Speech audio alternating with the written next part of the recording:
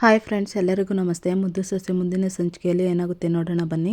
ನೋಡೋದಕ್ಕೂ ಮುಂಚೆ ಯಾರು ವಿನೋದ ವೈಎಂ ವ್ಲಾಗ್ಗೆ ಸಬ್ಸ್ಕ್ರೈಬ್ ಆಗಿಲ್ವೋ ಪ್ಲೀಸ್ ಸಬ್ಸ್ಕ್ರೈಬ್ ಆಗಿ, ಲೈಕ್ ಮಾಡಿ, ಶೇರ್ ಮಾಡಿ, ಕಮೆಂಟ್ ಮಾಡಿ, ಬೆಲ್ಲೈಕಾನ್ ಆಲ್ ಅಂತ ಒತ್ತಿ ಫ್ರೆಂಡ್ಸ್.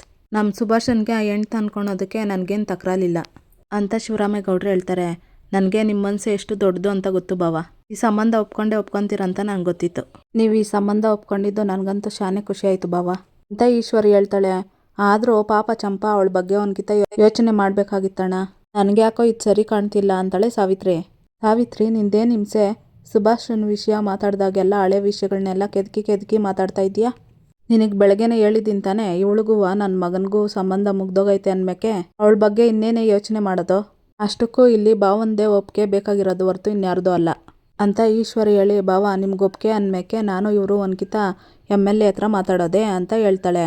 ಬೇಡ ನೀವಿಬ್ರು ಮಾತಾಡಿದ್ರೆ ಸಂದಾಕಿರೋಕ್ಕಿಲ್ಲ, ನಾನೇ ಮಾತಾಡ್ತೀನಿ ಅಂತ ಹೇಳಿ ಫೋನ್ ಇಸ್ಕೊಂಡು MLAಗೆ ಫೋನ್ ಮಾಡ್ತಾರೆ ಶಿವರಾಮೇಗೌಡರು. ಇತ್ತ MLA ಇದೇನಪ್ಪ ಆಶ್ಚರ್ಯ, ಮಿನಿಸ್ಟ್ರು ನನಗೆ ಫೋನ್ ಮಾಡಿಬಿಟ್ಟವ್ರೆ, ಅಂಥದ್ದೇನಿರ್ಬೋದು ಅಂತ ಹೇಳಿ ಫೋನ್ ಆನ್ ಮಾಡಿ, ಹೇಳಿ ಗೌಡ್ರೆ ಅಂತಾನೆ MLA. ಏನಪ್ಪ MLA ಸಾಹೇಬ, ಒಂದು ಮುಖ್ಯವಾದ ವಿಚಾರ ಮಾತಾಡಬೇಕಿತ್ತು, ಮಾತಾಡ್ಬೋದೆ ಅಂತ ಕೇಳ್ತಾರೆ ಶಿವರಾಮೇಗೌಡರು. ಇದೇನು ಗೌಡ್ರೆ, ನನ್ನ ಹತ್ರ ಮಾತಾಡೋದಕ್ಕೆ ಅನುಮತಿ ಕೇಳಬೇಕೆ ನೀವು ನಮ್ಮ ಉಸ್ತುವಾರಿ ಮಂತ್ರಿಗಳು, ಅದೇನಂತ ಹೇಳಿ ಅಂತ MLA ಹೇಳ್ತಾರೆ.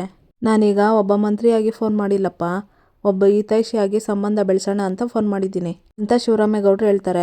ನಿಮ್ಮ ಮಾತು ಅರ್ಥ ಆಗಲಿಲ್ಲ ಗೌಡ್ರಿ ನನಗೆ ಅಂತಾರೆ MLA. ನೋಡು ಸಂಪತ್ತ, ನನ್ನ ತಮ್ಮನ ಮಗ ಒಬ್ಬವನೇ, ಅವನು ಅವನ ಮಗನಕ್ಕಿಂತ ಹೆಚ್ಚಾಗಿ ನನ್ನ ಮಗನೇಯ, ಅವನ ಜವಾಬ್ದಾರಿ ಎಲ್ಲವ ನಂದಯ್ಯ. ಅವನಿಗೂ ಮದುವೆ ಆಗಿತ್ತು, ಈಗ ಡೈವರ್ಸ್ ಆಗಿಬಿಟ್ಟದೆ. ಅದೇ ನೀನು ನೆನ್ನೆ ಬಂದಾಗ ಹೇಳಿದ್ದಲ್ಲಪ್ಪ ನನ್ನ ಮಗಳಿಗೊಂದು ಸಂಬಂಧ ಇದ್ರೆ ಹೇಳು ಅಂತ. ಅದ್ರ ಬಗ್ಗೆ ಯೋಚನೆ ಮಾಡಿದೆ, ಹೆಂಗೋ ಅವರಿಬ್ರು ಒಂದೇ ದೋಣಿಲಿ ಪ್ರಯಾಣ ಮಾಡವ್ರೆ, ನೀನು ಒಪ್ಪಿದ್ರೆ ಅವರಿಬ್ರಿಗೂ ಮದುವೆ ಮಾಡಿಸ್ಬಿಡೋಣ ಅಂತ.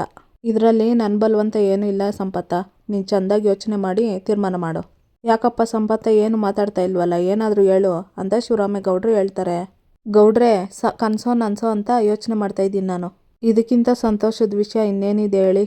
ನಿಮ್ಮ ಮನೆ ಸೊಸೆ ಆಗೋದಕ್ಕೆ ನನ್ನ ಮಗಳು ಅದೃಷ್ಟ ಮಾಡಿದ್ದಾಳೆ ಅಂತ ಅನ್ಕೊತೀನಿ ಅಂತ MLA ಹೇಳ್ತಾರೆ. ಸರಿ ಇನ್ನೇನಪ್ಪ, ನಾನು ಏನೋರ ಹತ್ರ ಮಾತಾಡಿ ಒಂದಿನ ಮಾತಾಡಿಕೊಂಡು ನಮ್ಮ ಮನೆಯವ್ರನ್ನೆಲ್ಲ ಕರ್ಕೊಬಂದ್ಬಿಡ್ತೀನಿ, ಅಲ್ಲಿಗೆ ಬಂದಮೇಲೆ ಮಾತುಕತೆ ಮಾಡಿ ನಿಶ್ಚಯ ಮಾಡಿಬಿಡವ ಅಂತ ಶಿವರಾಮೇಗೌಡರು ಹೇಳ್ತಾರೆ. ಸರಿ ಗೌಡ್ರೆ, ನಾನು ನಿಮ್ಮ ದಾರಿನೇ ಕಾಯ್ತಾ ಇರ್ತೀನಿ ಅಂತ MLA ಹೇಳ್ತಾರೆ. ಅದೃಷ್ಟ ಅನ್ನೋದು ಯಾವಾಗ ಹೇಗೆ ಬರುತ್ತೆ ಅನ್ನೋದಕ್ಕೆ ಸಾಕ್ಷಿ ಇದೆ. ಮಂತ್ರಿ ಆಗಬೇಕಂತ ನನ್ನ ಆಸೆಗೆ ಹೈಕಮಾಂಡ್ಗೆ ಹತ್ರವಾಗಿರೋ ಶಿವರಾಮೇಗೌಡನೇ ಸರಿ. ಅವನ ಸಂಬಂಧ ಬೆಳೆಸಿ ಇಷ್ಟು ವರ್ಷದ ನನ್ನ ಕನಸು ನನಸು ಮಾಡ್ಕೋಬೇಕು ಅಂತ MLA ಅನ್ಕೊತಿರ್ತಾನೆ. ಇನ್ನೇನು ಈಶ್ವರಿ, ಅವ್ರಿಗೂ ಸಮಾಧಾನ, ನಮಗೂ ಒಪ್ಪಿಗೆ, ಒಂದು ಒಳ್ಳೆ ದಿನ ನೋಡಿ ಎಲ್ಲರೂ ಹೋಗ್ಬಿಟ್ಟು ಬಂದ್ಬಿಡೋಣ ಅಂತ ಶಿವರಾಮೇಗೌಡರು ಹೇಳ್ತಾರೆ. ನೀವು ಹೆಂಗೆ ಹೇಳ್ತೀರಾ ಹಂಗೆ ಬಾವ ಅಂತ ಈಶ್ವರಿ ಹೇಳ್ತಾಳೆ. ಇತ್ತ ಸುಭಾಷ ಫೋನ್ನಲ್ಲಿ ಮಾತಾಡ್ತಿರ್ತಾನೆ. ಸುಭಾಷ ಅಂದ್ಬಿಟ್ಟು ತಗೊಬಂದು ಸಕ್ಕರೆ ಹಾಕ್ತಾಳೆ ಬಾಯಿಗೆ ಈಶ್ವರಿ. ಅಮ್ಮ ಯಾಕೆ ತಿನ್ನಿಸ್ತಾ ಇದೆಯಾ ಅಂತ ಹೇಳ್ಬಿಟ್ಟಾದ್ರೂ ತಿನ್ಸಮ್ಮ ಅಂತಾನೆ ಸುಭಾಷ ನಿನ್ನ ಅದೃಷ್ಟದ ಬಾಗ್ಲು ತೆಗೆದ್ಬಿಡ್ತು ಕಣ್ಲಾ.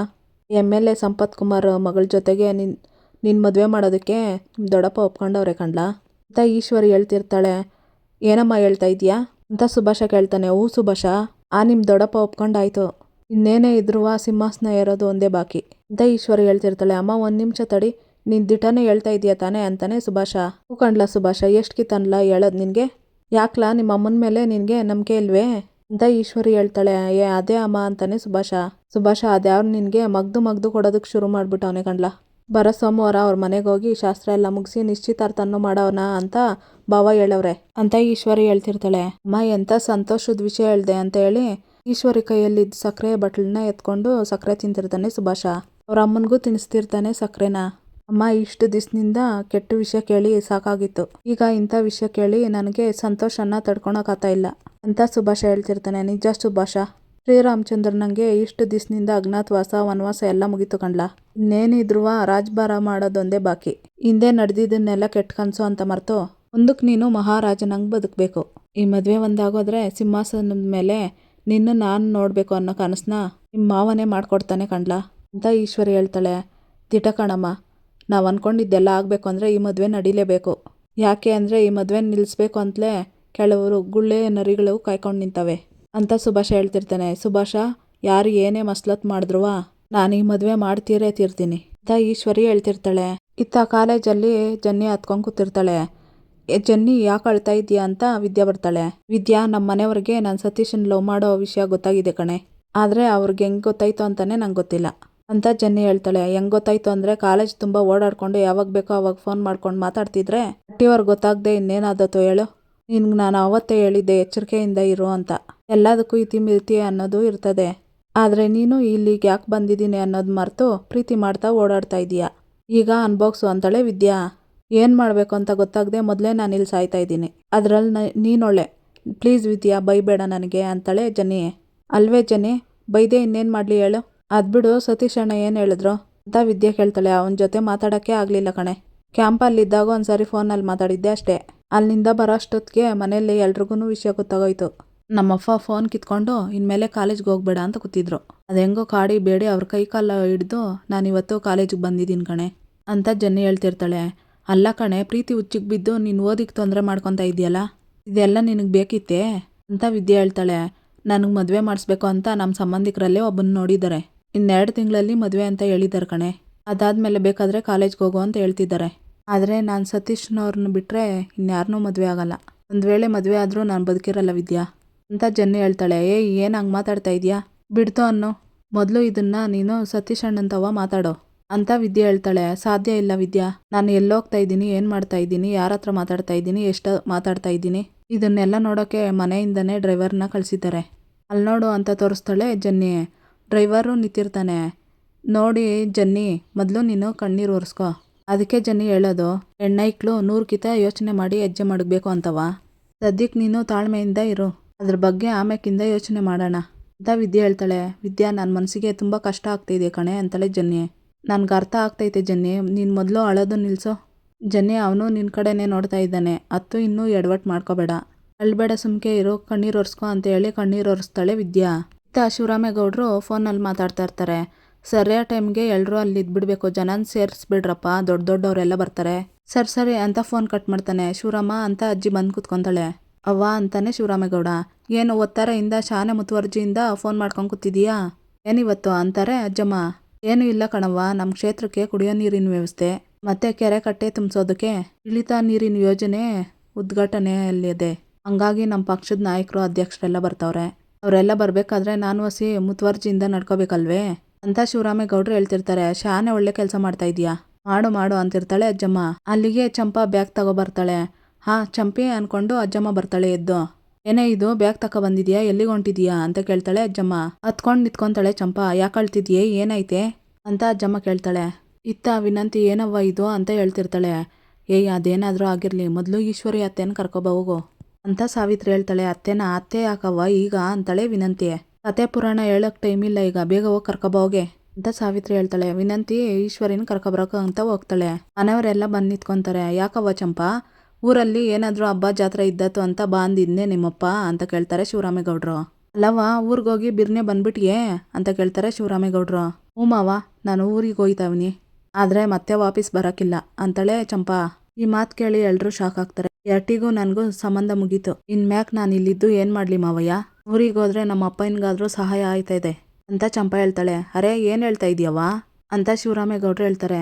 ಅಲ್ಲ ಅಣ್ಣ, ಸಂಬಂಧನೇ ಬೇಡ ಅಂತ ಡೈವರ್ಸ್ ತಗೊಂಡು ಅವಳ ಗಂಡನಿಗೆ ಇನ್ನೊಂದು ಮದುವೆ ಮಾಡಕೊಂಡಿದ್ದೀರಾ, ಮತ್ತೆ ಹೋಗ್ದೆ ಇನ್ನೇನು ಮಾಡೋಳು.